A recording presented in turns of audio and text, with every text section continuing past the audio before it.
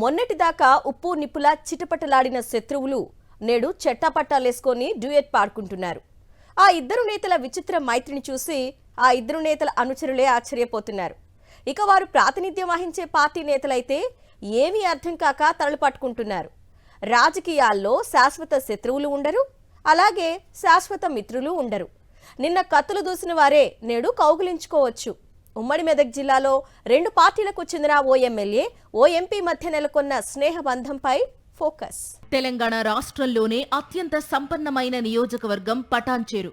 ఈ నియోజకవర్గం నుండి ఏకంగా 3 సార్లు బీఆర్ఎస్ తరపున గెలిచి సత్తా చాటారు గూడెం మహిపాల్ రెడ్డి. గత ఎన్నికల్లో బీఆర్ఎస్ నుంచి గెలిచిన మహిపాల్ రెడ్డి ఆ తరువాత అధికారంలో ఉన్న కాంగ్రెస్ వైపు అడుగులు వేశారు. కాంగ్రెస్ లో అయితే చేరారు, కానీ అక్కడ ఇమడలేకపోయారు. ఇక పటాన్చెరు ప్రాంతానికే చెందిన మరో సీనియర్ నేత రఘునందన్ రావు బీజేపీ తరపున మెదక్ లోక్సభ స్థానం నుంచి పోటీ చేసి ఎంపీగా గెలిచారు. ఈ ఇద్దరికి మధ్య పచ్చగడ్డి కాదు, మంచుగడ్డ వేసినా భగ్గుమనేది. ఇద్దరి మధ్య వైరం ఏళ్ల తరబడి కొనసాగుతూ వస్తోంది. 15 ఏళ్లుగా ఇద్దరూ ఎన్నికల్లో ప్రత్యర్థులే. అటువంటి రాజకీయ శత్రువులు చేతులు కలుపుతారని ఎవరైనా ఊహించగలరా? ఎవరైనా చెప్పినా కూడా నమ్మబుద్ధి కాదు, కానీ అదే నిజం.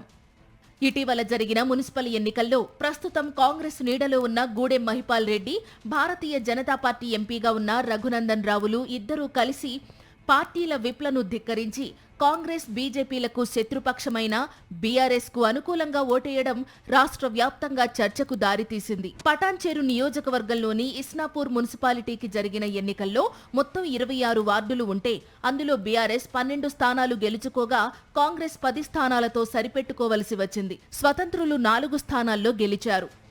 చైర్మన్ పదవిని కైవసం చేసుకోవడానికి బీఆర్ఎస్ కు మరో 2 స్థానాలు అవసరమయ్యాయి.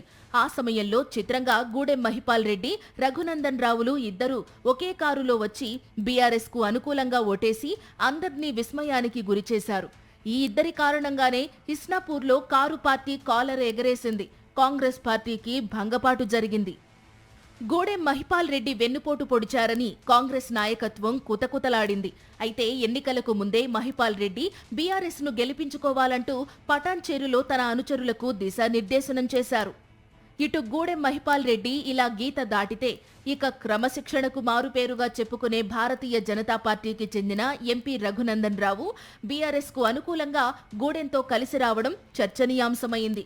ఇస్నాపూర్లో బీజేపీకి ఎలాగూ గెలిచే ఛాన్స్ లేదు కాబట్టి కాంగ్రెస్ కు అడ్డుకట్ట వేయడమే బీజేపీ ఎజెండా కాబట్టి ఆయన బీఆర్ఎస్ కు ఓటేసి ఉండవచ్చని సమాధానపరుచుకోవచ్చు.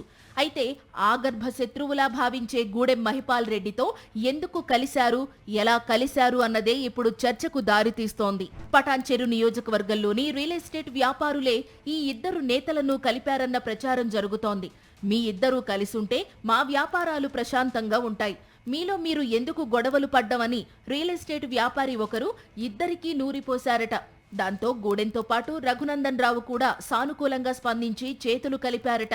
అయితే ఈ స్నేహం కేవలం మున్సిపల్ ఎన్నికలకే పరిమితమా, లేక రానున్న కాలంలో ఇది ఇలాగే కొనసాగుతుందా అన్న ప్రశ్నలు వినిపిస్తున్నాయి. ఇద్దరి మధ్య అవగాహన కుదిరితే మాత్రం రానున్న ఎన్నికలు ఆసక్తికరంగానే ఉంటాయంటున్నారు రాజకీయ విశ్లేషకులు.